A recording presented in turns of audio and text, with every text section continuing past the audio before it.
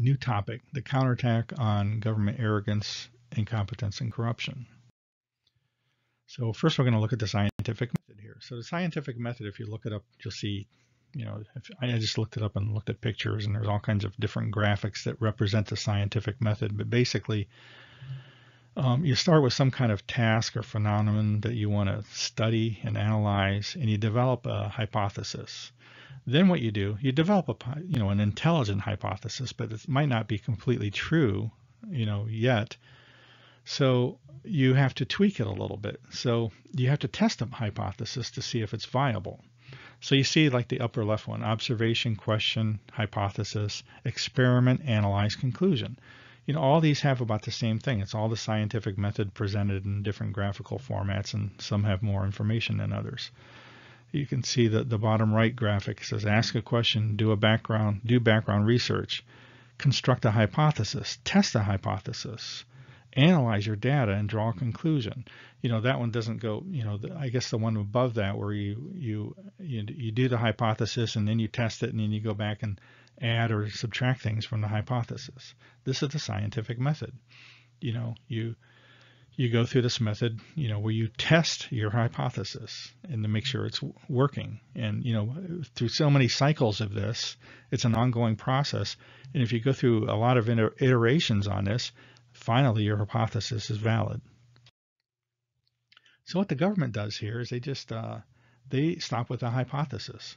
Their hypothesis is that the whole of government approach, which includes the indicator system, the I-129F and the approval with the USCIS, and the psychological process at the consulate, that they assume their hypothesis is that this system works. Did he ever test it to see if it works? No. But they stopped there. This is just crazy insane. Why would you have a set of criteria that you're using, and not test a criteria? So we'll get into that in a minute. This is incompetence, arrogance, corruption. This is just totally insane. That's why the name of this, presentation is the insane fiancé visa process. So we'll take a look at this graphically here. This is like the oval on the lower right is the population of all K-1 visa cases. So you have people in here that, if you look on the legend in the lower left, I sub L is indicators are low, and I sub H is a high number of indicators, and these are denied by the USCIS. So if you look at this blue thing in the middle, just look at this light blue US Department of State, Department of Homeland Security, I-129F indicators, the packet indicators, and the consulate interview. This together, you can just look at the criteria. So the criteria is bumped up against this population. So this is what happens to low indicators. Most of them just fly right through the system. They all fly through the system. Most of them go on to be happily married couples, but some of them are, they turn into successful terrorists and they kill people. And some of them turn into successful sham marriages. They paid money to get matched up and now they're married, and the Chinese person or the foreign fiance gained US citizenship. And in human trafficking, they're stuck in some kind of, sweatshop, or stuck in, some kind of prostitution ring or something like that. So, the indicators are low, then you fly through the system. You're either a happily married couple, which happens most of the time, or you're a happy criminal. Okay, this is cases with a high number of indicators. So if you have a high number of indicators, you go to the fiancé interview at the consulate. I'm sorry, your fiancé goes to the interview at the consulate. And you either end up as a happily married couple or you get denied.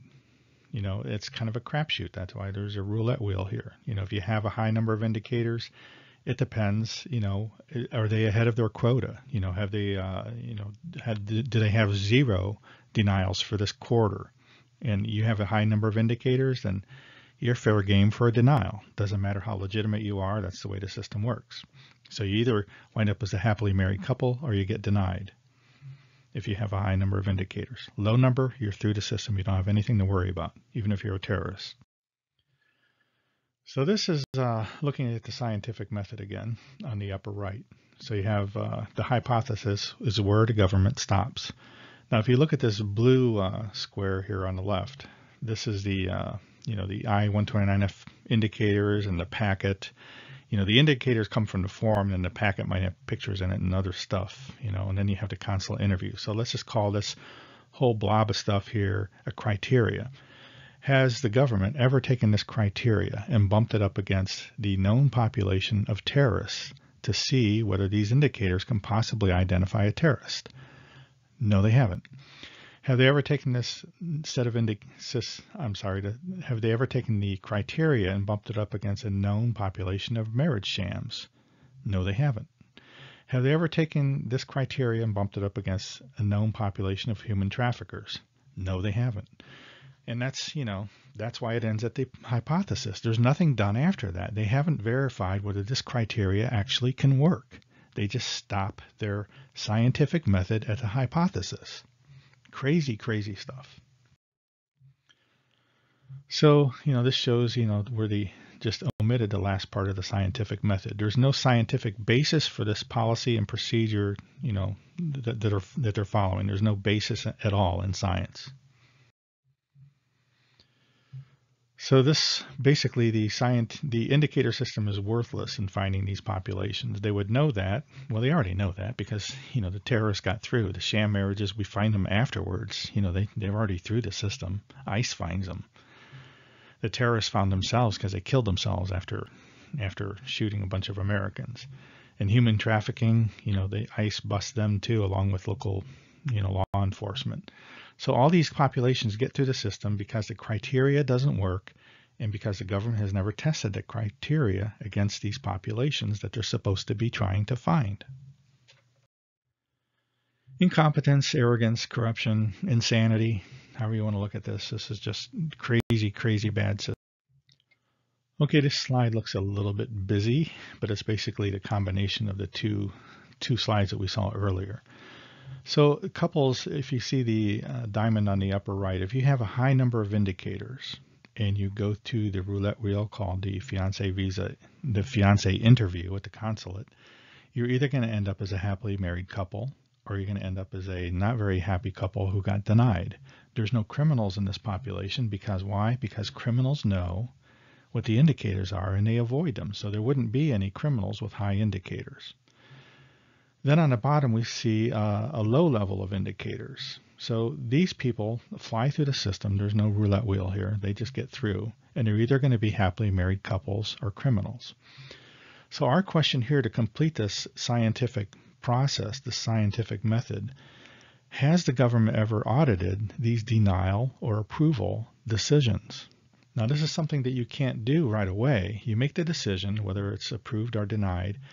You would have to go back like a year later or 2 years later, like we did, and you'd have to do an audit. Were there any denied cases where the couple was actually legitimate? And how would you tell that? Well, the couple, sometimes they just give up, and you'd have to go through and audit. The only way to do that is to, contact all these couples. But if you can see that the couple got denied, for example, on 90 Day Fiancé, there's a couple on 90 Day Fiancé who went through the process 3 times. They were denied the first time. They were denied the second time. The third time around, they finally got approved. They wasted 3 or 4 years of their lives going through this process to try to get together.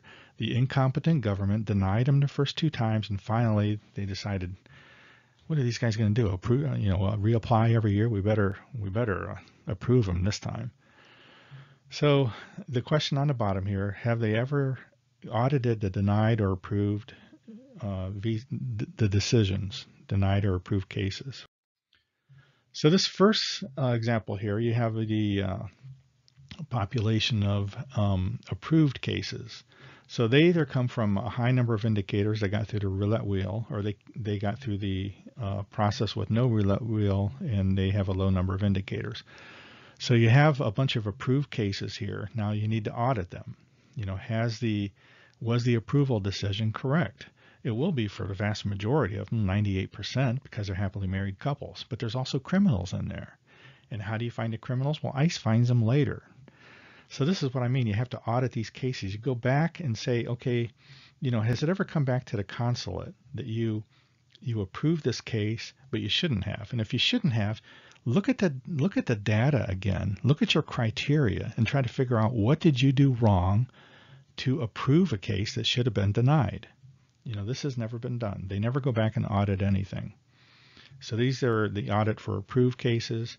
The next screen is denied cases. Have they ever gone back and audited the denied cases to see whether this couple either got married eventually and came over here on a CR1 visa? Have they ever gone back and studied this couple that they denied to find out whether the couple was actually legitimate and the government just gave them hell in their lives for a couple years? No, they have never done that. So they've never done either one of these. They don't go through the audit process that we went through, a few screens ago, where they bump their criteria up against the known populations of terrorists, sham marriages, and human traffickers. They've also never gone back and audited their decisions to see whether they were the correct decision to be made. There's only one way to look at this: incompetence, arrogance, corruption. I should throw insanity in there too. They're not doing anything in any kind of scientific method because they never check their work. They end at the hypothesis. This is just not acceptable practices for a government or a scientific organization or a corporation. It's not good for anything. And they just break the law. They break scientific methodology. End of topic, scientific method. Proof of corruption. Okay, this entire presentation, part 1 and part 2, is kind of directed at the Department of Justice, and I wouldn't have to convince the Department of Justice that there's corrupt people in the government. But just for anybody else that's watching this, the Department of Justice, every year they investigate and they arrest and they try and they convict and they sentence members of US CIS, ICE, Department of Homeland Security, Department of State, and Congress people, senators and representatives, and they throw them in a federal penitentiary. So what I'm doing here is just giving you some of our longer presentations. We have like 20 of each of these, and here I'm only going to be showing you one of each. So this scheme here where I have red and black, this is for the US CIS, and there's a couple examples on this page. You have one on the left. This is a press release by the Department of Justice. It says for immediate release. And this says a former officer with Federal Immigration Agency found guilty of accepting bribes in large-scale immigration fraud scheme. On the right, we have also paid bribes to government officials. So, this doesn't come as a shock to anybody.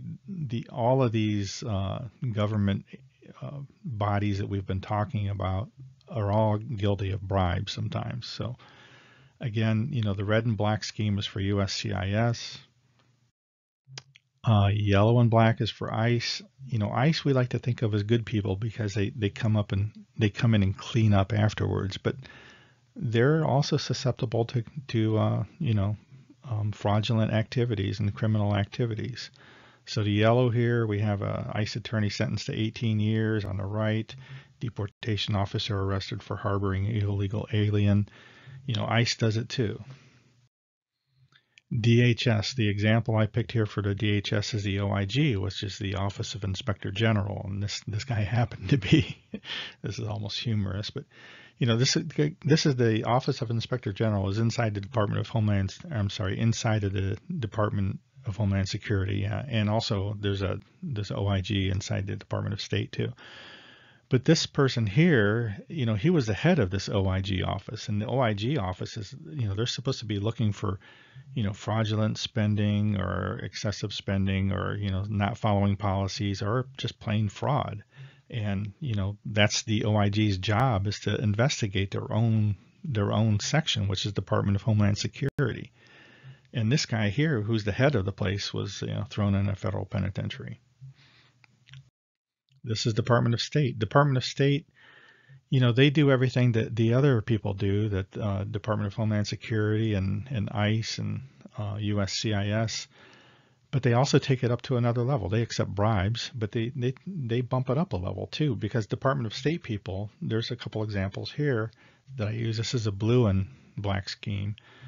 And this is, espionage, crimes against the United States. And this person here that you see on this screen, I hid the date here, but this is March 29th, 2017, and you're going to be hearing about this case this year because this has not gone to trial yet. This is a woman who was providing the Chinese with information in exchange for going on nice little vacations all over China whenever she wanted to. And this is another, Department of State, crime against the United States. A man, arrested and charged with espionage. So the Department of State really, does everything that everybody else does as far as taking bribes and corruption, but they also have this other level of corruption where they do crimes against the United States. Where the other, the other areas, USCIS, they don't have the opportunity to do that. And this is Congress. It shouldn't come to anybody's surprise that U.S. senators and representatives are, arrested often and, thrown in a federal penitentiary. So here's a report that's put out every year by the Department of Justice. And this is a report to Congress. And you have to, if you get this report, I actually found a new one. I didn't put it up here, though. But this is 2015. 2016 just came out. 2017 is not available yet. But this, on the right, this little table at the end on page 22 of this report shows you how many federal officials were charged with a crime. So we had 458 federal people charged, 402 convicted, and 153 still awaiting trial. And then naturally you can throw in state and local governments too. But this is the Department of Justice arresting, charging, convicting, and these are federal people. So this, if you think our, what we showed you before, like, all of these people are corrupt, that's just a drop in the bucket, what I showed you. And even in the longer presentations, it's still a drop in the bucket because, 458 people charged in 1 year. Federal people, federal employees. So here's what Americans think about Congress. Throw them out. And the majority of people don't like their own members of Congress for the first time ever. So this is, we have a really bad view of Congress. And, we have a bad view of politicians. And that's why, we have, Trump in the White House. He's not a politician. He's a businessman. He might be a little crazy, but hey, he's our president. He's not corrupt. He's not a politician. So now, you might believe me more that the people in the federal government are corrupt. They're also incompetent, insane, and everything else. So that's the end of that. Proof of corruption. Now we go to a counterattack on Department of Homeland Security and Department of State methodologies by experts. So before, I've just been talking about, this is not a good thing, and you might believe me, you might not. So our initial approach is to try to convince the U.S. Committee on Immigration that they saw a Smoke and Mirrors Act. But, we have to tell, because, what they saw was okay with them. They says, okay, there's no indicator for human trafficking. Okay, there's no threat to national security indicator. Okay, you guys do a good job. We don't think it's a good job. I don't think it's a good job. So I went out and got experts to back what I think. Okay, so I kind of looked at this as a challenge for myself and for the experts that I gathered since I started working on this by myself. How are we going to convince senators of anything? Senators are only interested in, going to Washington, D.C. and engaging in a, few years of self-promotion. They're not really, they don't listen to anyone. That's their job, is they have people in their local state offices. If you're a senator from Texas, you tell your people in Texas, don't bother me in Washington, D.C. There's no reason why I should ever have to talk to anybody. So how are we going to convince senators, that they have an issue? How are we going to convince them that this system is wrong? They're not going to believe me, but they might believe other people. So let's take a look at this U.S. Senate Committee on Immigration. We have, these are, some of the people, these are the members of the U.S. Senate Committee on Immigration. Now it's changed because, senators come and go. But this was the case when this meeting took place, which was in, I think, March of 2017. So it's either March or April.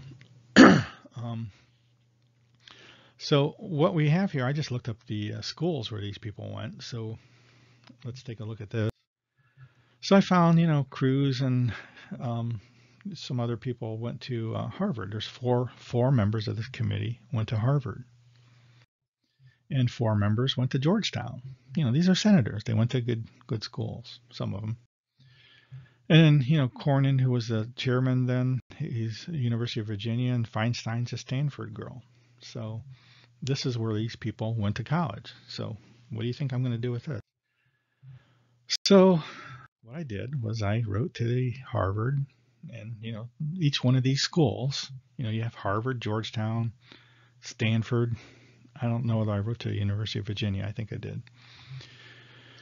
We decided, me, to write to these people, to the Department of Statistics and Department of Psychology, and say, hey, what do you think about what the government's doing here? Because the government, the Senate Committee on Immigration went to your school. What do you think about what these people are doing? And the same thing here. This is this is Harvard. This is something I just added. This was Harvard University. This is I hid that, but it's a Department of History of Science. So the Department of History of Science I have in the red on the right. So Harvard has all kinds of science departments, but there's one department just dedicated to studying the history of science. So that I thought would be the most appropriate people to write to ask them what they think about using the scientific method or not using the scientific method the way that the Department of Homeland Security and Department of State are doing. So we've gotten feedback from those universities already, but we're going to get feedback from every university on all of the fields that we want. We just happen to just add one. And we're also getting feedback from, these are professional organizations in psychology. So we have the American Psychological Association and the Association for Psychological Science. And then we have SCORE because, it's our intention to come in to the US CIS and the Department of State as consultants to straighten this stuff out. We're the whistleblowers. We're not going to just, depend on somebody else doing what we think needs to be done. So we went to SCORE and said, hey, we want to, we're setting up a group of consultants and we want to go in there and clean stuff out. And our SCORE guy is just, he's amazing because he's he's a PhD in psychology, but he's also made a career of studying the psychology of interviews. So he's the best guy in the country at this. And, we got him and he's completely with us. There's no basis for what they're doing in the interviews. There's no basis in psychology for any of this. And he's going to, be a big part going forward. So good luck, government, finding a better expert. And we also, this is something we just added to, the National Academy of Sciences. They have a committee on national statistics. Haven't written to them yet, but I will. And a Division of Behavioral and Social Sciences and Education. So I'm going to get some feedback from the National Academy of Sciences, and the government ought to look at these people because this is the National Academy of Sciences is set up for the government and for us, but the government should be using this stuff, and they have in the past. So we're going to write to the Committee on National Statistics and the Division of Behavioral Science and say, what do you think about this indicator system? What do you think about this crazy interview process? So like I said, government, just try to get better experts than we do because we looked for the best, because we know that this is an insane system and, we're backing it with the best experts that we can find. So that's the end of that. That's their methodology. Now we're going to go through a summary here. I'm going to fly through this because we're way over an hour already. But most of these topics here, this is a summary, a case for the prosecution of the Department of State for corruption. So I really think that these people ought to be, prosecuted by the Department of Justice. So Donahue, what does he do here? We're aiming most stuff at him because it's this guy who interprets the INA, and the INA doesn't say anything about, how you should conduct the interview. They just say that the interview must determine whether the person is, whether the fiancé visa case is approved or denied. This guy makes all the rules and regulations. It's not the law. He actually breaks the INA law in a few different circumstances. But he also just, implements this crazy, insane system that has absolutely no chance of identifying target groups. And then he's got the interview process that's based on the number of indicators. So, this is just insanity.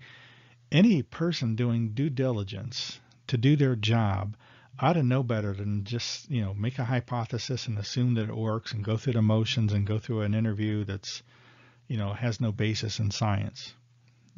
Anybody doing due diligence, doing, a government job ought to go outside of the government to get some opinions about this stuff. So this is Donahue. You don't really know where to start with him. He's just corrupt from one end to the other, but we're starting here with best practices. So this would be like, his policies and procedures, that he uses, for example, to communicate with US Citizen Petitioners and their fiancés, the way he denies a case. We're going to deny your case because we're in a bind and we don't have any good reason to deny your case other than to meet a quota. We have to deny some people, or we'd be overrun by terrorists. But the way he goes about this is, we're going to deny your case. You don't need to know why, because we're demigods. And if you knew why, you might be able to argue with us. So we're not going to tell you why. We're also going to hold on to your case until it expires, and you can't do squat about it. So you're screwed. So that's just a violation of any common sense or any integrity at all.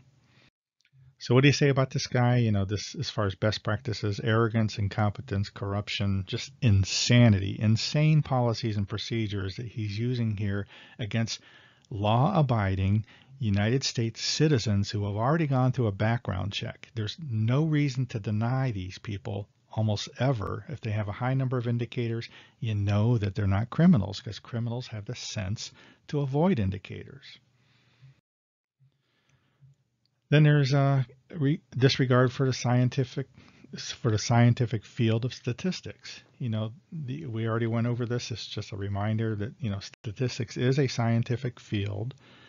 It has laws, laws about using indicators and trying to find, parts of a population. There's no basis in science for his entire whole of government indicator system. None of it has a basis in science. So again, arrogance, incompetence, corruption, insanity. Okay, Donahue's policies and procedures have also a disregard for the field of psychology.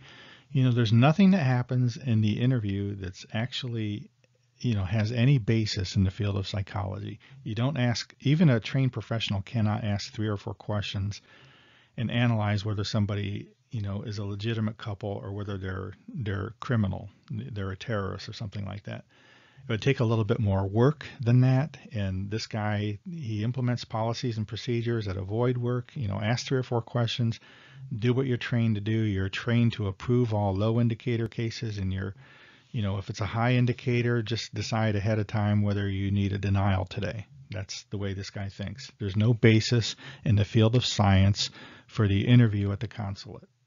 And we have experts that'll back that. So that's just arrogance, incompetence, and corruption. This guy's just corrupt everywhere. Everything he does is corrupt. Here's a scientific method. Does he follow the scientific method? No. He just assumes that his crazy, insane system that has no basis in psychology and no basis in statistics is going to work. Does he ever test it to see if it works? No. He just assumes it works. So, he never bumps up his criteria against the known populations of, that he's supposed to be looking for. The criminal activity, the terrorists, sham marriages, human trafficking. He never bumps his criteria up against that to see if it's capable of working. He never goes back to the decision process, whether it's approved or denied the case, and goes back and audits like a year later to see if that was the right decision. He doesn't follow the scientific method anywhere. So this is the first example where he doesn't bump up his criteria against the known populations that he should be looking for. If he did, he would know that his criteria is not capable of identifying these populations. Arrogance, incompetence, and corruption. And then we have the denied and approved cases that he never goes back and audits. He assumes that his hypothesis works, that the system works. This area in blue here, this, the I-129F indicators, any information from the packet, and the consular interview. Are you making a sound decision based on that criteria? You won't know unless you go back and audit these approval and denial decisions. So if you don't do that, it's incompetence and it's corrupt. Because why is it corrupt? Because anybody with that has due diligence to do their job should be doing this stuff. That's what I say. That's what our experts say. He's also implemented and disseminated a demigod attitude among his entire Department of State team, to keep petitioners from challenging the outcome of a case by not stating what the reason is for the denial. He arbitrarily, denies 2% of all cases every year. He says there's no denial quota, but, look at the stats. There's a denial quota. Again, arrogance, incompetence, corruption, insanity everywhere. He uses a matter of national security mantra. It's like, we can't tell you what the reason we deny you for because it's a matter of national security. We can't tell everybody what the reason is because criminals would figure it out pretty soon. That's just plain BS.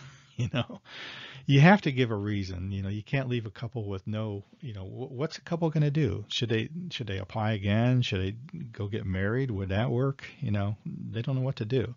And that's what this guy, his plan, since he's operating a highly illegal and a highly corrupt process here, the less he says, the better off he is. He's protecting his own self-interest. He knows he can't approve every case, and he knows that he has to deny some. And if you can't find the target groups, you got to deny some legitimate cases. If you do that, deny cases where they can't challenge you. Make the policies and procedures where your decision can't be challenged. Again, arrogance, incompetence, corruption, insanity.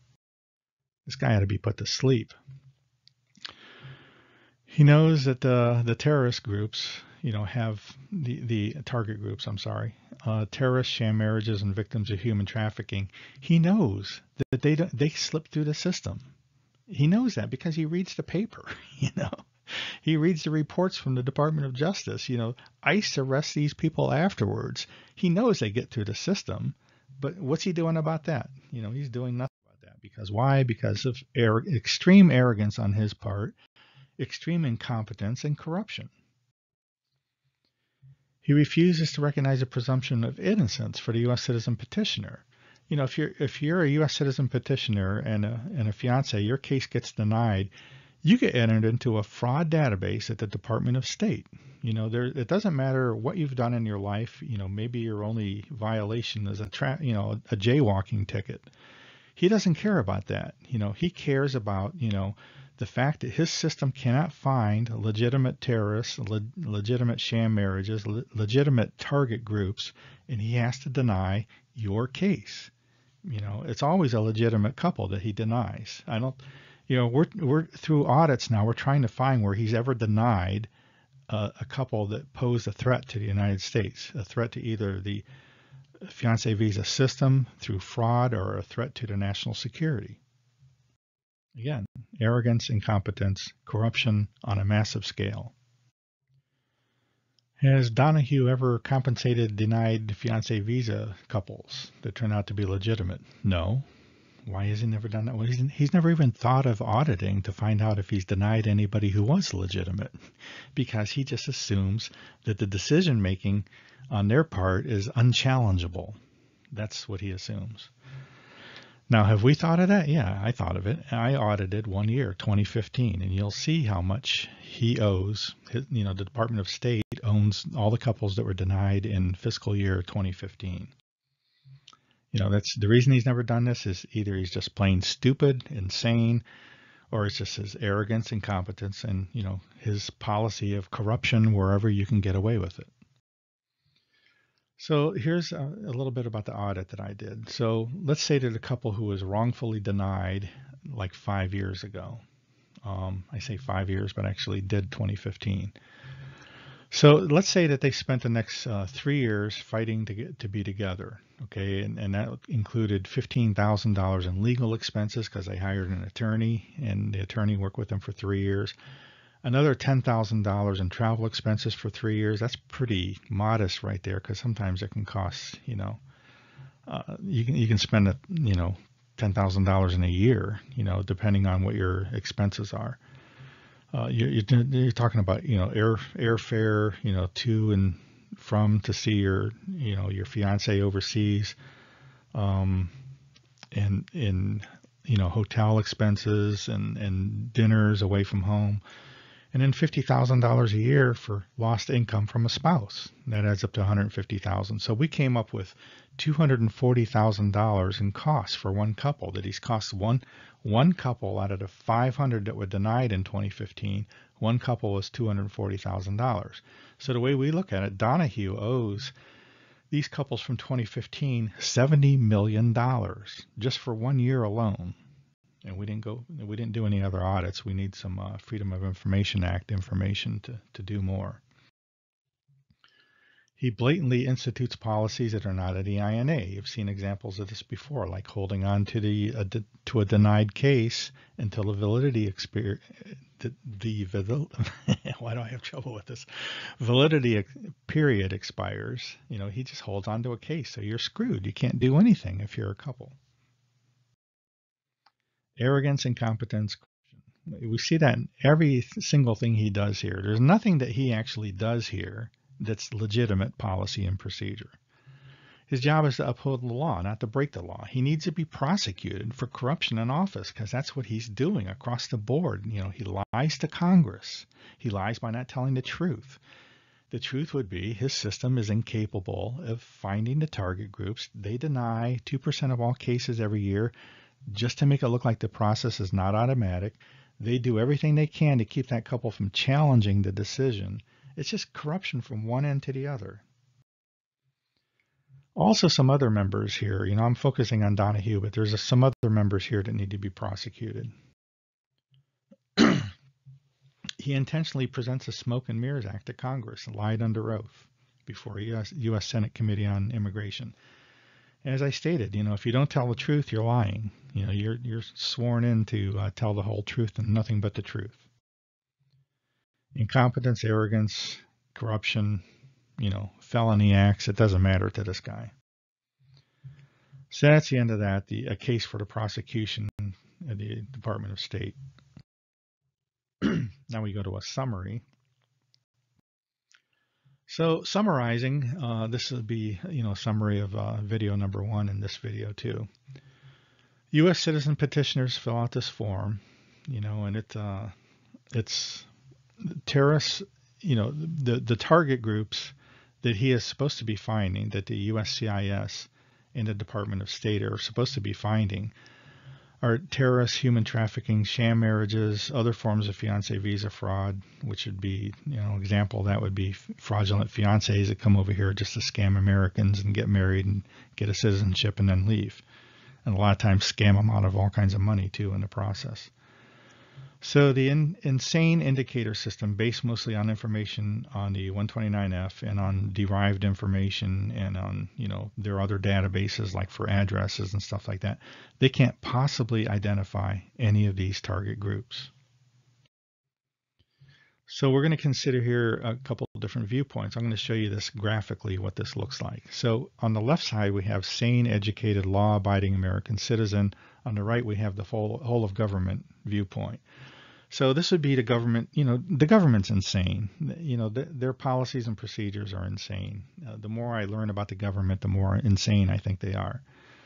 So on the left, we see, sane people would look at this room and say, wow, this is a room, it looks like it has a bunch of clergy people, and there's a guy in the middle, it might be a bishop or a cardinal or something, because he's all in gold.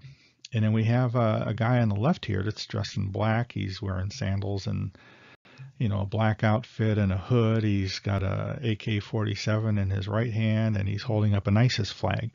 And we might look at that and think, the guy looks kind of jihadi to me, and we probably wouldn't want this guy in our country, right? But that's not the way the government looks at it.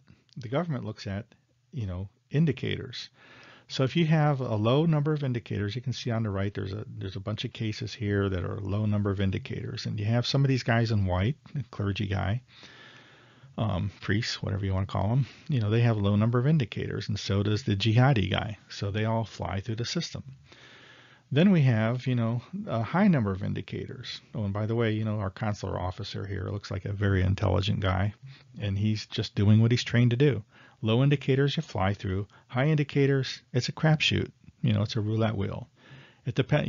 We might pass this case, we might deny this case. It's based on, are we meeting our quota, or are we not meeting our quota? Or it might be based on the mood of the consular officer. Maybe the consular officer is having a bad day, and maybe he's maybe he's a guy like this that can't land the fiance. A beautiful looking fiance comes in, and he interviews him and says, I could never land a girl like that, so I'll just deny her because I don't want anybody else to land her. Whatever his mood is, he has the final say. He's an entry-level, barely educated person. There's no educational requirements for a consular officer. He's entry level. He's not trained. The government says they train him, but that's not the case. You need psychologists to do an interview like this. And here's another graphical look at the whole process. You start out with a K-1 visa form on the upper left. You use an indicator system that is only capable of marking the extremes of a normal distribution. And the indicators, are supposed to be identifying the target groups, but the target groups of terrorists, human trafficking, and sham marriages, they know what indicators are. So you can see them in the bottom graph. They're the red area there. They avoid indicators. They don't have any extremes. They don't have any differences in education, language, religion, age, income. They're looking for people. They're not falling in love with people and finding out they have indicators later.